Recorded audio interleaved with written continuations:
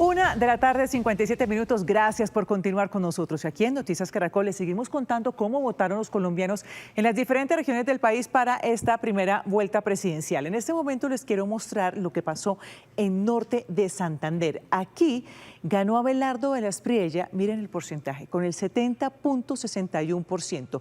Iván Cepeda sacó el 42%, disculpen, 17.42%, con una diferencia de votos de 391.070 votos. Esto fue lo que pasó en norte de Santander, una zona tradicional marcada por la violencia, zona del Catatumbo. Justamente veamos cómo se vivió la jornada electoral en esa región del país.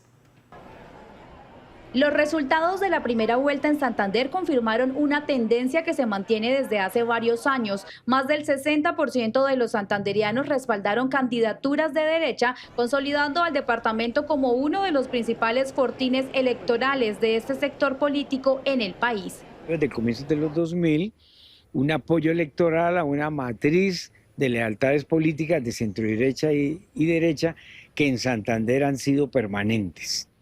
Se vio hace 4 años con Rodolfo, se vio en las elecciones anteriores Santos, Uribe, y se mantiene hoy.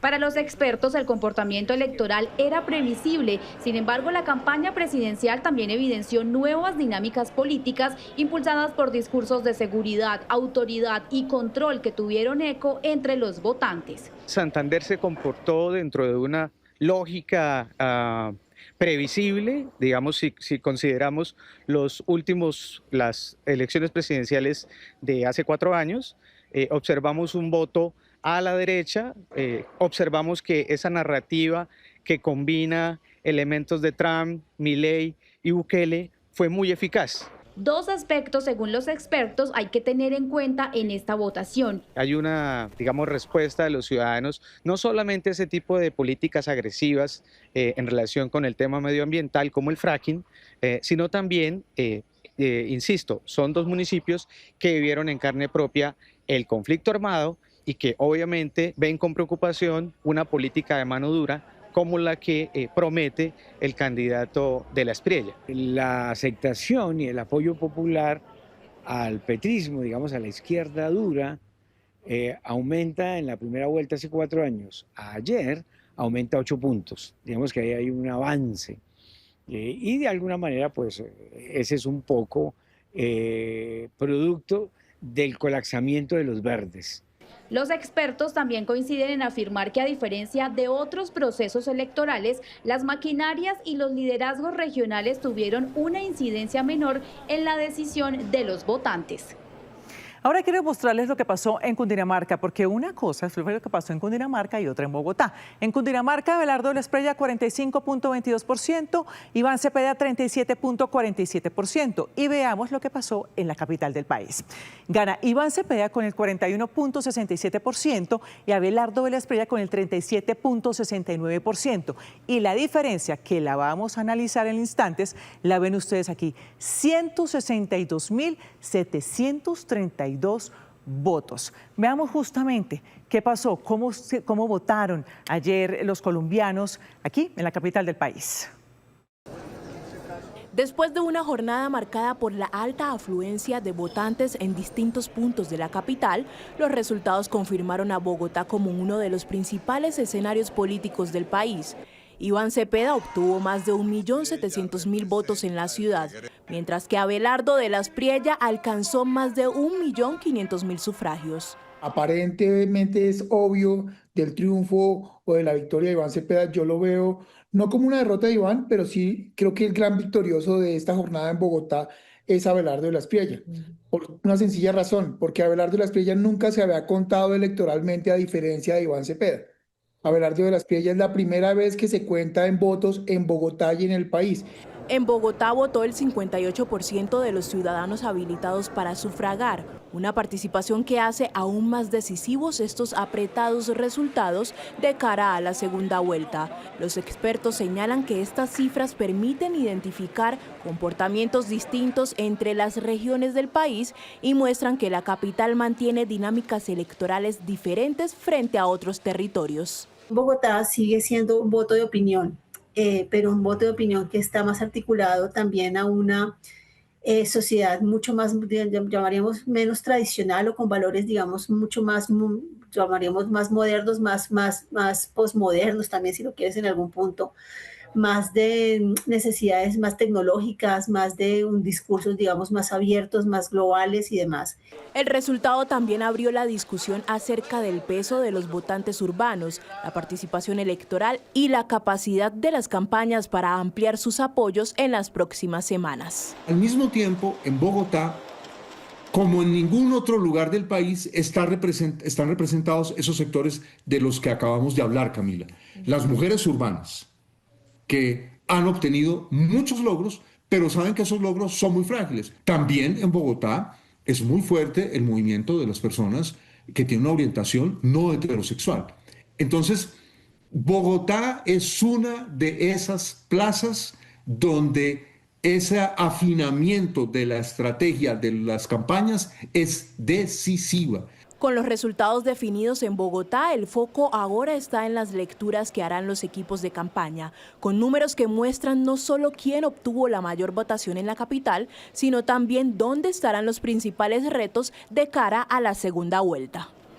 2-3 minutos. Vamos a analizar entonces el comportamiento de la ciudadanía en estas regiones y arranco, Pedro, con usted por Santander. Es una de las pocas regiones donde literalmente Abelardo, perdón la expresión, deja tirado a Cepeda y le agarra, digamos, una ventaja de casi 29 puntos en puntualmente Santander. Recordemos que ahí hay un hombre muy importante en la campaña, el pastor Jaime Andrés Beltrán, que pues para los santanderianos representa un peso político pues muy curioso, y vamos a analizar entonces lo que pasa allí en ciudades como Bucaramanga y en Santander.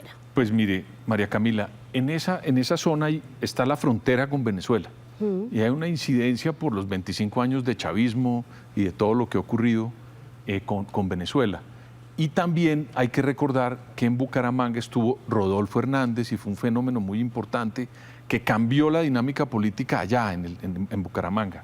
Entonces son dos cosas que yo creo que hace que haya más gente pensando en soluciones de derecha que pensando en soluciones de izquierda.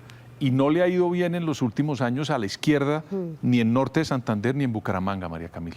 Analicemos ahora Norte de Santander, Héctor, el tema, digamos, del Catatumbo, ese conflicto tan despiadado que afecta a la población entre las disidencias del Frente 33 y el ELN, y lo que votó la gente, o la voz que dio la gente, fue su confianza a Abelardo de las Priella. Sí, es que yo creo que la gente del Catatumbo debe estar muy afectada justamente por esa confrontación entre disidencias de las FARC y el ELN. Llevan años prácticamente metidos en la mitad de un conflicto, teniendo que desplazarse masivamente, en fin, y me parece que el resultado electoral se explica un poco por eso. También, como decía Pedro, claro, el norte de Santander tiene ahí el ejemplo cercano de Venezuela y les da mucho temor, digamos, que eventualmente haya un proyecto político parecido al venezolano en Colombia, y eso pues explica seguramente la enorme diferencia, porque hubo más de 300 y pico de mil de votos de diferencia en Norte de Santander, como lo acabamos de ver, y eso es un número muy grande. Es que el resultado final, la diferencia final fue 670.000. Entonces, si 350.000 se sacaron en el Norte de Santander, y bueno, y le sumas los de Santander, entre los dos sacaron la diferencia con la que ganó Cepeda. Entonces, ahí hay en general me parece que hay un análisis que es donde gana la derecha, sacó más diferencia. Y donde gana el pacto, sacó menos diferencia, y eso es la explicación de por qué perdió Iván Cepeda.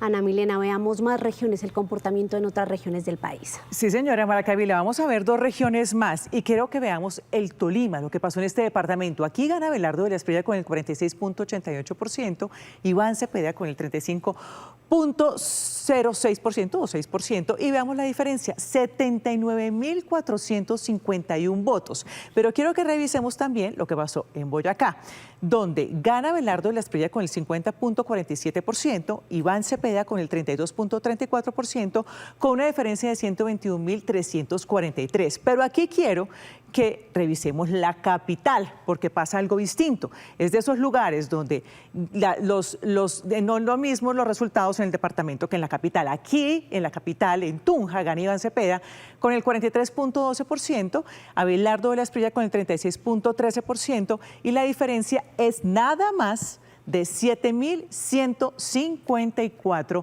votos. María Camila, es momento de revisar cómo se mueve ahí el tema de la influencia, por ejemplo, por parte del gobernador, ¿o no?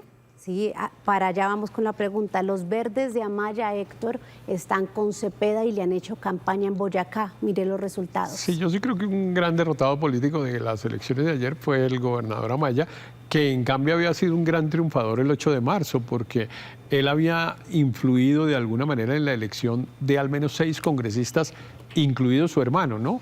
El hermano de Carlos Amaya es senador por el Partido Verde. John Amaya. Y él prácticamente tiene, el gobernador, tiene la mayoría en la directiva del Partido Verde y fueron los que influyeron para que el partido tomara la decisión institucional de apoyar a Iván Cepeda en vez de dejar en libertad a los votantes. Entonces, claro que él se ve muy afectado. Ahora, pues estaba jugando una partida que no era fácil, porque si ha habido un bastión conservador históricamente desde el siglo XIX en Colombia, ha sido Boyacá. Y pues pretender que se volviera de izquierda no era tan fácil. Y bueno, mira el resultado. Y vámonos a la otra región, al Tolima, porque allí también hay un apellido muy fuerte para el petrismo, que es el Jaramillo. De allí precisamente es el ministro de Salud y su hermano. ¿Cómo analiza ese resultado, Pedro?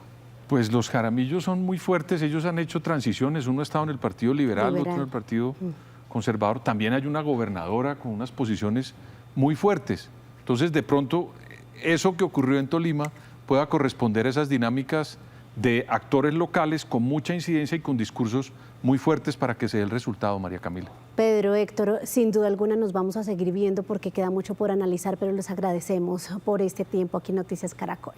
Gracias a ti. Gracias a ti.